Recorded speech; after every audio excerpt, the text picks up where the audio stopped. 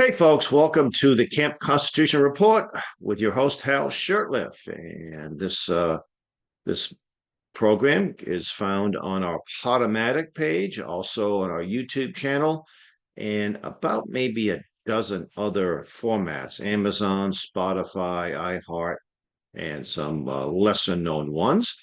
And it's brought to you by Camp Constitution, which, among other things, runs a week-long family camp. And next year's camp, July 13th to the 18th. But we want to focus on the camp that we just had. And we did a report. We published it on our camp website. And I'm just going to review some of the incredible things that happened. Our 16th annual family camp ended last Friday, and for the fifth year in a row. And we hope for the foreseeable future. The camp took place at Singing Hills Christian Camp in Plainfield, New Hampshire. And we do recommend this venue for folks looking for even private retreats, family retreats, or group retreats. Incredible. The food is great. The grounds are perfect. The rooms, not a five-star hotel, but it is a camp after all. And we do highly recommend the folks. We're so pleased, and we're heading back there next year. Anyway, returning instructors. Oh, I want to mention that this is probably our largest turnout in our camp history. Pretty close to our 2020 numbers, and we had people come as far as Frankfurt, Germany. A nice family of five that heard about our camp through Willie Soon being on the Tucker Carlson show. We had a couple from Cape Town, South Africa, a couple from Florida, and a family from Texas. And we had many new campers as a result of Professor Soon's appearance on the Tucker Carlson show in early January of this year, 2024. Returning instructors included Professor Willie Soon. He comes with his family. Pastor David Whitten, by the way, they're real blessings. He's got three children. His wife doesn't usually come. She's a nurse, and it's hard for her to get time off. But their three children are incredible, and they've been a big help to us in many respects. Very talented and helpful with the various computer issues that we might have, sound issues, etc. Pastor David Whitney of the Institute of the Constitution, Reverend Stevie Kraft, who serves as a camp chaplain, Mrs. Catherine White of the Constitution Decoded, and author and host of Liberty Sentinel program, Alex Newman. Now, Alex usually comes up with his family. They drive up from Florida, but his wife is expecting any day now, and he didn't want to drive up with her in that condition. Although I did tell him you should consider having your daughter, it's going to be a girl, born in the live free or die state.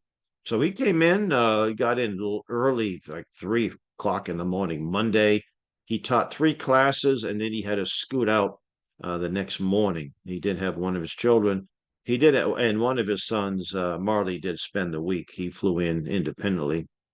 So also did one of his shows, the Liberty Sentinel program, at the camp around noontime, 12:30. As we were getting the group photo, so we didn't have as many people in the group photo.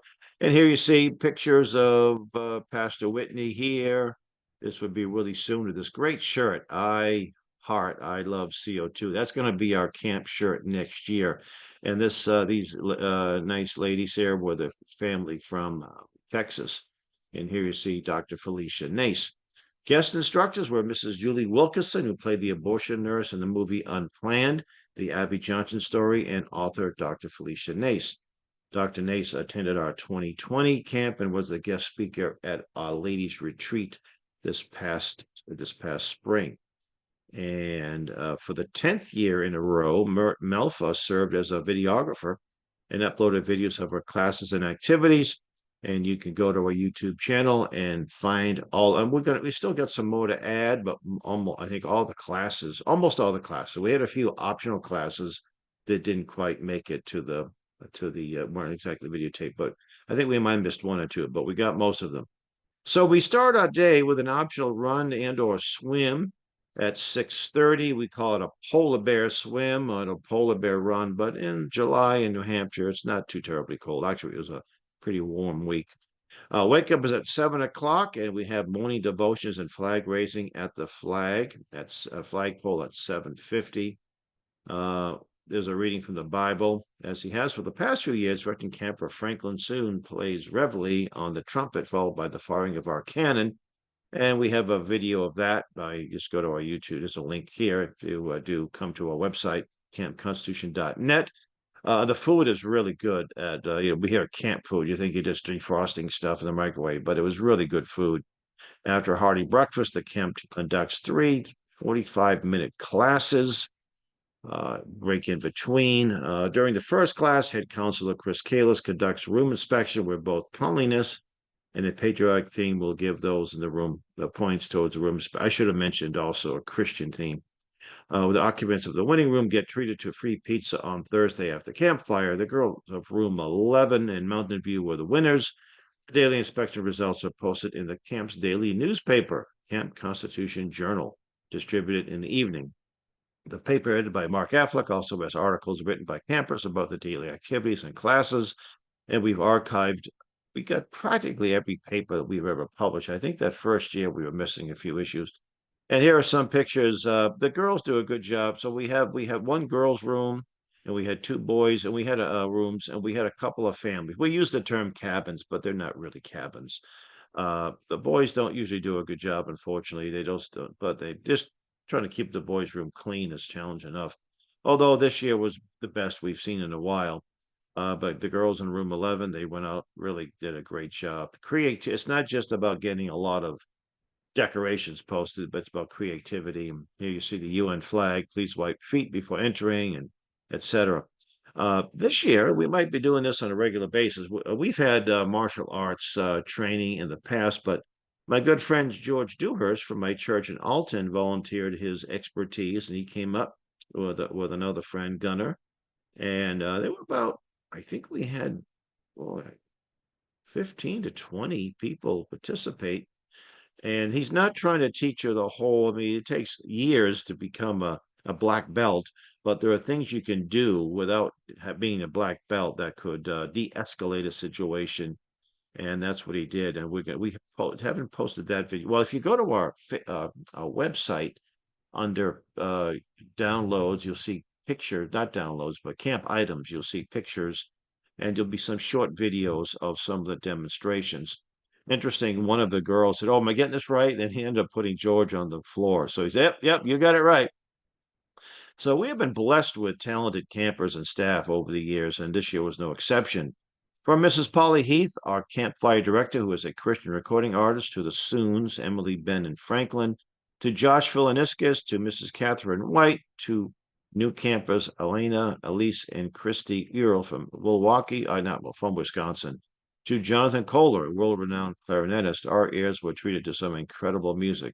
These talents are showcased at our evening campfires, where in addition to music and singing, I got to correct that, not signing. Attendees tell dad jokes, skits, and recite poetry. Campfire ends with a devotion and the playing of taps, and there's some pictures. This year, we had to do 2 of our campfires indoors, which means we don't really have a campfire. We have a screen that plays a campfire video. It's a little easier to, we have a piano indoors, so we can't bring a piano outside to the campfire. Our junior campers, ages 5 to 12, also attended classes taught by Mrs. Edith Kraft, Mrs. Kathy Mickle, who also serves as a nurse, Mrs. Jessica Whitworth, and Mrs. Roberta Stewart. And on Thursday, the last full day, the junior campers have a little parade where they dress up in colonial attire and march to a patriotic song. And there's some pictures of the ones, very inspirational. One year, some leftists posted on the YouTube channel. We had a video of this. We uploaded a video already, less than a minute long. The leftist said that we're brainwashing these poor children, and I responded by saying, "No, we're not brainwashing. This is not a government school."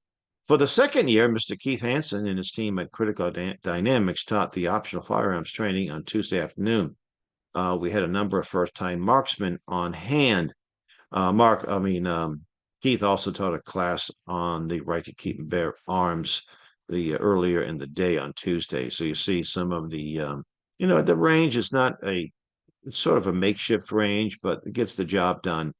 And we just basically mostly find 22s for people who are new and some of the younger people. Mr. Chris Kalis, who drives all the way from Michigan, serves as both our head counselor and recreational director. He runs the afternoon program, which includes volleyball, basketball, steal the bacon, a chess tournament, and our annual wiffle ball game between the Shurtleff All-Stars and the Kalis Barnstormers. And there's some pictures. And Franklin here, the third from the right, Franklin, talented guy. He's actually a pretty good athlete too. And I always choose him to be my catcher. Not many campers tend to be able to reach the mound accurately. Wednesday afternoon, we had an optional field trip to the Precision Museum in nearby Windsor, Vermont, where we learned about our nation's role in the Industrial Revolution, especially in the Connecticut Valley. And there's a lot more pictures, of course, on the website. Thursday afternoon, junior campers were entertained by Alan Spunky Belanger, very talented. He juggles, makes balloons. Uh, he he doesn't know he actually does the cotton candy and sometimes popcorn and just really, and he knows that some children have this fear of clowns. What he does is he kind of puts on the clown makeup as he's talking to the youngsters, so they see that it is some weird dude trying to harass them, but it's just Alan, and he's just portraying a character. Nothing to be afraid of.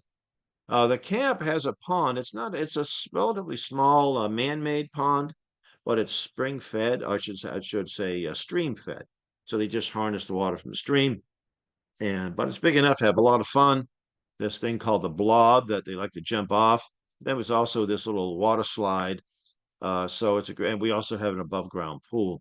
On Thursday evening, the camp held its closing ceremony where the Super Camper and Super Staffer Awards, along with our new Willie Soon Award for Instructional Excellence, are presented. Mrs. Jessica Whitworth was awarded the Super Staffer, what's called the Hal Shurtleff Award. I didn't name it.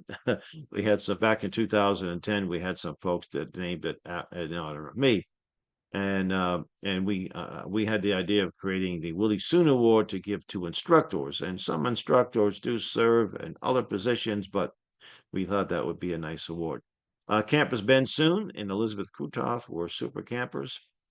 Jonathan Larson and first-time camper Elise Yule were runners up, and the winners will get a free tuition to next year's camp, or they could give the tuition money or camp fee to family members or a friend. And Mrs. Kraft presented certificates of completion to our junior camp program.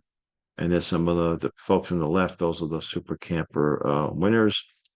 And we have a picture of our camp photo.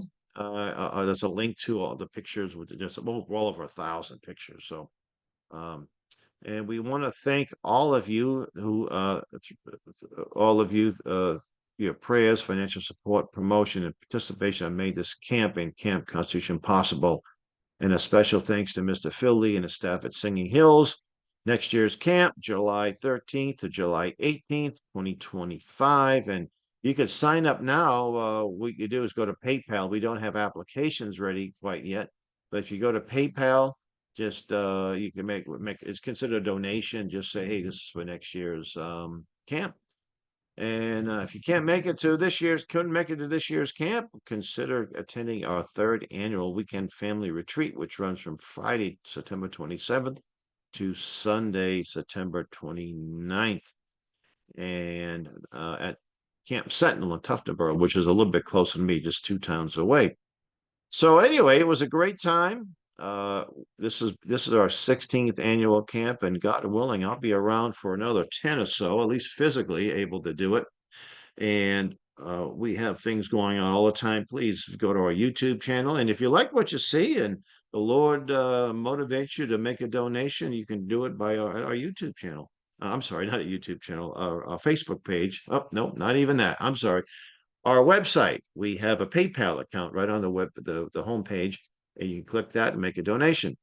With that, I want to wish you a great week, and may God richly bless you.